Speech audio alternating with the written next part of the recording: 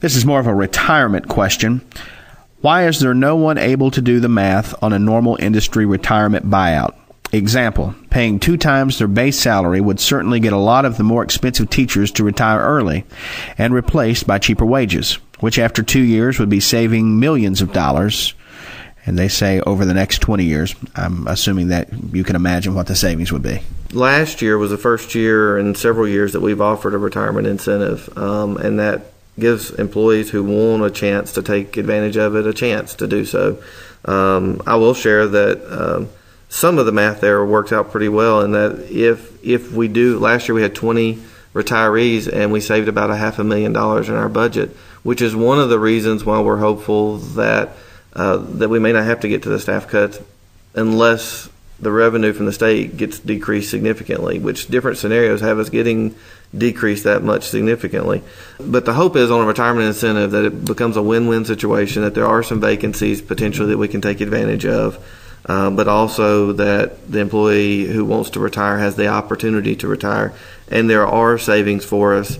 Those savings, that $500,000 in savings, is multiplied out over 20 years because you either don't fill the position or you fill it with somebody who makes a smaller salary. Speaking of salary, this one concerns you. It's Dr. Robinson. Did you receive a percentage increase in your salary for the 2009-2010 school year when no teacher in the county received a step? I did not. My salary, if there is an increase or a change in it, is directly tied to what goes on with the teachers.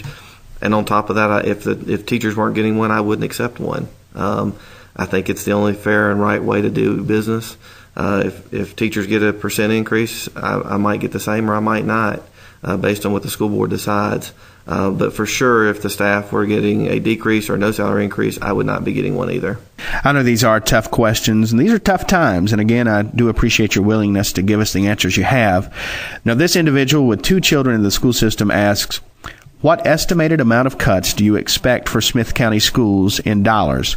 Is there a plan in place to minimize the effect on education while balancing these reductions? Are contingency plans being developed now? And do you anticipate class sizes increasing as a result of these reductions? That's a big question, and the response I have might be long as well, and I guess at any point we can adjust this, but let me go back to where we started. In December, we got our first revenue projections from Governor Kane. Those plans, as well as other revenue adjustments, had us cutting about $4.5 million out of our budget, which is large. We have a $50 million budget. That's about 10% of the budget. Governor Kane's plan had revenue enhancements. Some people call those taxes, revenue enhancements. In it, the legislators in January voted against those revenue enhancements being moved forward. Therefore, the state had to cut another $2 billion. They have about a $4 billion deficit at the state level. They cut the first $2 billion on cuts, majority on schools. The second round of cuts have just started to play out over the last month. Governor McDonald had a proposal. That proposal had us getting cut several $1 million more, maybe even up to $9 million, all in 1 year, which is devastating to the school system if it were to happen. The news since then from the House and Senate has been a little more optimistic. They would probably fall somewhere between that $4.5 million figure up to the $9 million figure that we're dealing with the House's version being more permanent in its cuts and the Senate's version being more temporary, making the assumption that the economy will turn around eventually and that they can fund schools back to the level they were. One of the things I think is always important for us to know and for the community to know about when it comes to the budget is our local composite index, which is the way the state determines the percentage of money we get from the state versus the locality.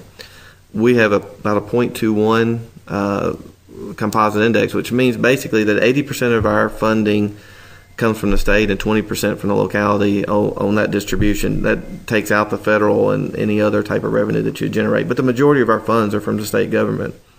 We also are very dependent upon the state by having one of the lowest composite indexes. I think we're the 8th lowest in the state, which means our ability to pay on a local level is not as good as the rest of the state. We're very dependent upon the economy in Northern Virginia, Hampton Roads, Richmond, Central Virginia to be very healthy and going, because most of our salaries, most of the expenses that we use, a lot of it is coming from that area.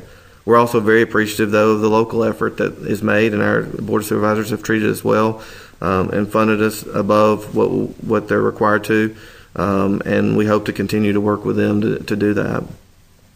The second part of that is about, do we have a plan in place? I mean, when we don't know exactly where the budget cuts and the scenarios are going to fall out, we do have a plan in place. We've made a conscious effort in our plan to not impact instruction as much as we possibly can. But when you're talking about a $5 to $9 million cut, there's no way to completely avoid that. We spend our money. We operate as a fairly lean operation, and try to be conservative with how we spend our money and put it in the right places. That would mean, though, that when there are cuts, it's more difficult to make in a smaller division that doesn't have a humongous central office and extra this and extra that we already operate on a tight budget. But the first thing we did look at was non-personnel expenses, things like our bus replacement cycle, computer replacement, and different supply lines, and found efficiencies. We've been working on this for a couple of years and looking at bidding everything that we do so that we get the best price possible, from paper to insurance to whatever it might be, and being shrewd negotiators of that. In the course of that, as well as some of the employment moves we've made over the last 2 years on personnel, when we've had vacancies, we haven't filled them in a lot of cases. Some we have. There are some that we'll continue to do, because in order to keep the program going, you have to find somebody to do it. There's not somebody else qualified to do it in the division. And so between the retirement incentive we offered last year, not filling vacancies, and doing things like cutting back on bus replacement and other places, which does cause us concern because eventually we've got to add that back into the budget. We've been able to handle quite a bit of the reductions. The reduction in staff has occurred across administrative, teaching, and support staff, and we'll continue to do that. We're not going to pick on one group over the other. It's going to try to be as balanced and fair as we can make it. We've also looked at extended contracts, supplements for some coaching duties, anything that has to do with overtime pay, are areas that we've already started to make some changes to. Those all hopefully won't impact the day-to-day direct instruction that occurs to our kids and the offerings of extracurricular as well as co-curricular and curricular activities that we do in the district. The goal, again, has always been to protect kids and protect educational opportunities as much as we can, and to try to make personal cuts through attrition. That's ideal because that keeps everybody employed that wants to be and that is still here with us, and it helps us to keep away from across-the-board type of moves if we can do it. We have developed lots of contingencies for all the different scenarios, some incredibly severe. If the $9 million were to come in, that's a devastating cut, and the impact of that on our staff and to all of us will be tremendous, and it would have a direct impact on kids. If some of the scenarios coming out of Richmond will play out right now, there's a chance that we won't be quite that bad. No matter which way you slice it, though, right now, we'll probably be talking about $5 million less in revenue on the very minimum end of this whole process. And with that will come some changes. We hope to protect, again, what goes on with kids. That's our first priority.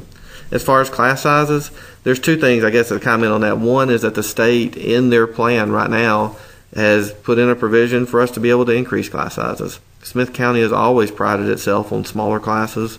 There are some places in the funding formula, for example, in kindergarten through third grade, that in order to receive certain funding, you got to keep your class sizes at a certain level, which are fairly small. And we believe in that, and we do that, and we follow that so that we can also get the funding for it.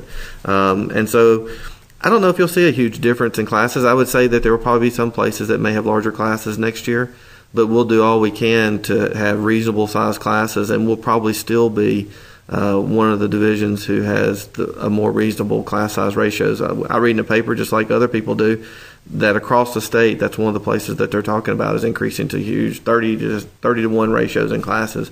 We're not talking those numbers. It's not the right thing to do for kids if we can avoid it. And that's our goal right now. You're hearing What's Up in Smith County on Z1035. This is Blake Frazier facilitating your questions for Dr. Michael Robinson, Superintendent of Smith County Schools. More of your questions and answers in seconds on Z1035.